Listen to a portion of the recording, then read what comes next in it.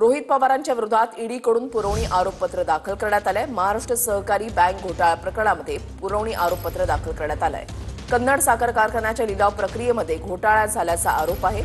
लिलाव प्रक्रिया बेकायदेशीररित्या राबवल्याचाही आरोप आहे। बारामती अॅग्रो कंपनीच्या माध्यमातून घोटाळा केल्याचा आरोप आहे। याआधी बारामती अॅग्रोची 50 कोटींची मालमत्ता ईडीकडून जप्त करण्यात आली आहे। रोहित पवारांची याआधी 2 वेळा ईडीकडून चौकशी झाली होती।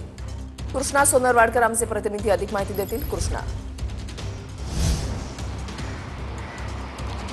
वृषाली, आपण पाहतोय की महाराष्ट्र राज्य सहकारी बँक घोटाळा प्रकरणात आतापर्यंत 2019 पासून टप्प्याटप्प्याने वेगवेगळ्या पद्धतीची कारवाई होत आलेली आहे आणि या सगळ्या घोटाळा प्रकरणात आतापर्यंत ईडीने जवळपास 121 कोटींची मालमत्ता एकूणच जप्त केलेली आहे। मात्र रोहित पवार यांना गेल्या वर्षी जानेवारी महिन्यामध्ये बारामती अॅग्रो या कंपनीच्या माध्यमातून कन्नड सहकारी साखर कारखान्याच्या लिलाव प्रक्रियेमध्ये जो काही सहभाग नोंदवण्यात आलेला होता, त्याचबरोबर बारामती अॅग्रोच्या व्यतिरिक्त एक अशी कंपनी होती ज्या कंपनीची आर्थिक क्षमता नव्हती, त्याचबरोबर ती कुठल्याही रेसमध्ये सहभाग नोंदवू शकत नव्हती। मात्र त्या कंपनीच्या माध्यमातून रोहित पवार यांनी ह्या लिलाव प्रक्रियेमध्ये सहभाग नोंदवलेला होता आणि कन्नड सहकारी साखर कारखान्याची खरेदी केलेली होती असा ईडीचा आरोप आहे। एकूणच ही लिलाव प्रक्रिया पूर्णपणे बोगस होती आणि घोटाळ्याची होती असं देखील ईडीचं म्हणणं होतं आणि याच प्रकरणामध्ये रोहित पवार यांना समन्स पाठवून त्यांनी ईडीच्या कार्यालयामध्ये ईडीने चौकशी सुद्धा केलेली होती आणि या सगळ्या चौकशीच्या नंतर मार्च 2024 मध्ये आपण पाहतोय की जवळपास 50 कोटींची बारामती अॅग्रोशी संबंधित असणारी जी काही मालमत्ता आहे ती जप्त करण्यात आलेली होती।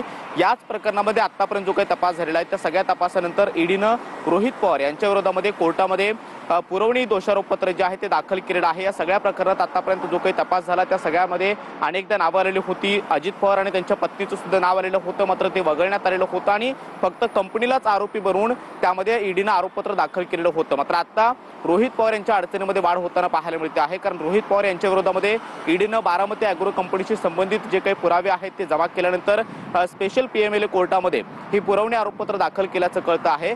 एकूणच बारामती अॅग्रोशी कंपनीशी संबंधित जी काही 50 कोटींची मालमत्ता जप्त झालेली होती आणि कन्नड सहकारी साखर कारखान्याची लिलाव प्रक्रियेमध्ये रोहित पवार यांनी बारामती अॅग्रो आणि आणखी एका कंपनीच्या माध्यमातून सहभाग नोंदवून हा एकूणच लिलाव प्रक्रिया जी आहे ती पूर्णपणे चुकीच्या पद्धतीने राबवली आणि या कारखान्याची खरेदी केली असं रोहित पवार यांच्यावरती ईडीचा आरोप आहे आणि त्याच अनुषंगाने त्यांच्यावरती याआधी सुद्धा चौकशी झालेली होते आणि आता त्यांच्या विरोधामध्ये पुरावे जे काही सापडलेले होते त्या पुराव्यांच्या आधारे स्पेशल पीएमएलए कोर्टामध्ये पुरवणी आरोपपत्र जे आहे ते दाखल केलेलं आहे। रोहित पवार आणि आणखी काही लोकांच्या विरोधात हे आरोपपत्र दाखल केल्याचं कळतं आहे। कोर्टानं याचा जो काही कॉग्निझन्स आहे म्हणजे हे आरोपपत्र स्वीकारण्याची जी काही प्रक्रिया आहे ती अद्याप जरी स्वीकारलेली नसली तरी मग येत्या काळामध्ये हे आरोपपत्र स्वीकारलं जाऊ शकतं। त्यामुळे रोहित पवार यांच्या अडचणीमध्ये येत्या काळामध्ये वाढ होऊ शकते। नक्कीच धन्यवाद कृष्णा दिलेल्या सविस्तर माहितीसाठी।